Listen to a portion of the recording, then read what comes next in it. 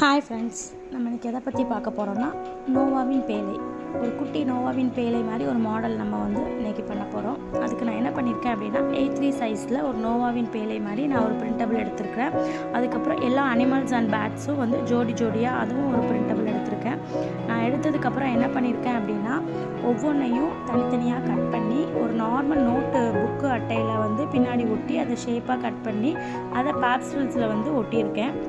ரெண்டையும் பேஸ்ட் பண்ணிவிட்டு பேப்ஸ்டில்ஸில் ஒட்டியிருக்கேன். அதுக்கு மேலே நான் என்ன பண்ணியிருக்கேன் அப்படின்னா ஒரு லாங் செலோ டேப்பு வச்சு மேலே செக்யூர் பண்ணியிருக்கேன். இது எதுக்கு அப்படின்னா நீங்கள் குட்டீஸ் கையில் கொடுக்கும்போதும் அவங்க நார்மலாக நீங்கள் பேப்பர் மட்டும் இருந்தால் அது கிளிய வாய்ப்பு இருக்குது.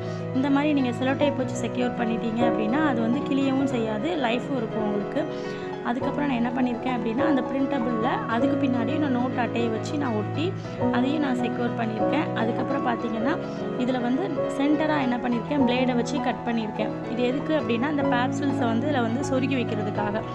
அதுக்கப்புறம் அந்த பேப்ஸ்டில்ஸ் கீழே விழாமல் இருக்கிறதுக்கு நான் என்ன பண்ணியிருக்கேன் அப்படின்னு பார்த்தீங்கன்னா பின்னாடி ஒரு பிங்க் கலர் சார்ட் அட்டையை வச்சு நான் என்ன பண்ணியிருக்கேன்னா ஒட்டியிருக்கேன்.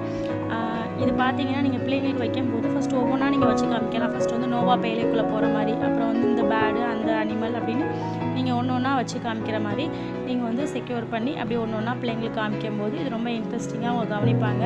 அதுக்கப்புறம் பார்த்தீங்கன்னா இது நீங்கள் யாருக்கு ரொம்ப இன்ட்ரெஸ்ட்டாக இருக்கும்னு பார்த்தீங்கன்னா பிகினர், பிரைமரி, ப்ரீ பிகினர் பிள்ளைங்களுக்கு இந்த இது நீங்கள் வச்சு சொல்லும்போது ரொம்ப எஃபெக்டிவாக இருக்கும். ரொம்ப இன்ட்ரெஸ்ட்டாகவும் பிள்ளைங்க என்ன பண்ணுவாங்க அப்படின்னா கவனிப்பாங்க. உங்களுக்கும் சொல்கிறதுக்கு ரொம்ப இன்ட்ரெஸ்டிங்காகவும் இருக்கும். பிள்ளைங்க நல்லா கவனிக்கவும் செய்வாங்க. இதுதான் இதோட ஃபைனல் அவுட்புட். இது உங்களுக்கு எல்லாத்துக்கும் நான் பிடிக்கும்னு நம்புகிறேன். இதே மாதிரி என்ன பண்ணுங்கள், நீங்களும் ட்ரை பண்ணி உங்கள் VBS சண்டே கிளாஸ் பிள்ளைங்களுக்கு இதை வச்சு கிளியராக ஸ்டோரி சொல்லுங்கள்.